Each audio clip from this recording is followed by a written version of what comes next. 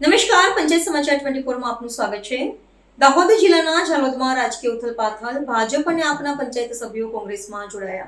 દાહોદ જિલ્લાના ઝાલોદ વિધાનસભા મતવિસ્તારમાં આગામી સ્થાનિક સ્વરાજ્યની ચૂંટણીઓ પૂર્વ શાસક ભારતીય જનતા પાર્ટી અને આમ આદમી પાર્ટીમાં મોટું ગાબડું પડ્યું છે।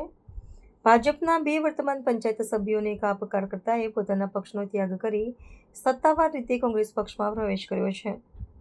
ચૂંટણી પહેલા સર્જાયેલા ઘટનાક્રમથી ઝાલોદના સ્થાનિક રાજકારણમાં નવો વળાંક આવ્યો છે અને શાસક પક્ષની મુશ્કેલીઓમાં વધારો થયો છે। પ્રાપ્ત માહિતી અનુસાર ભાજપના ઝાલોદ તાલુકા પંચાયતના સભ્ય વિનોદભાઈ સંગાડા અને જિલ્લા પંચાયતના સભ્ય મુકેશભાઈ બાબુર તેમના આશરે 200 જેટલા સમર્થકો સાથે કોંગ્રેસમાં ભળ્યા છે।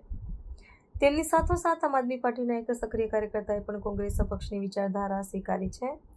ગ્રામીણ સ્તરે મજબૂત લોકસંપર્ક ધરાવતા આ ચૂંટાયેલા પ્રતિનિધિઓનું પક્ષપલટું કરવું એ શાસક પક્ષ માટે સંગઠનાત્મક સ્તરે એક મોટો ફટકો સાબિત થઈ શકે છે, જ્યારે કોંગ્રેસ માટે આ એક મહત્વપૂર્ણ સિદ્ધિ માનવામાં આવે છે। ગુજરાત પ્રદેશ યુથ કોંગ્રેસના ઉપપ્રમુખ સંજય નીનામા, ગોવિંદ ગુરુ લીમડી, તાલુકા પ્રમુખ મુકેશ ડામોર, પૂર્વ ધારાસભ્ય મિતેશ ગરાસિયાની વિશેષ ઉપસ્થિતિમાં તમામ આગેવાનોને કોંગ્રેસનો ખેસ પહેરાવી પક્ષમાં વિધિવત રીતે આવકારવામાં આવ્યા હતા। આગામી સ્થાનિક સ્વરાજ્યની ચૂંટણીઓને અનુલક્ષીને કોંગ્રેસે શાસક પક્ષની છાવણીમાં ગાબડું પાડીને પોતાની સ્થિતિ વધુ સુદૃઢ કરી છે। આ રાજકીય આગમન એ વાતનો સ્પષ્ટ સંકેત આપે છે કે ઝાલોદ પંથકના આગામી ચૂંટણી સમીકરણોમાં વ્યાપક બદલાવ જોવા મળી શકે છે।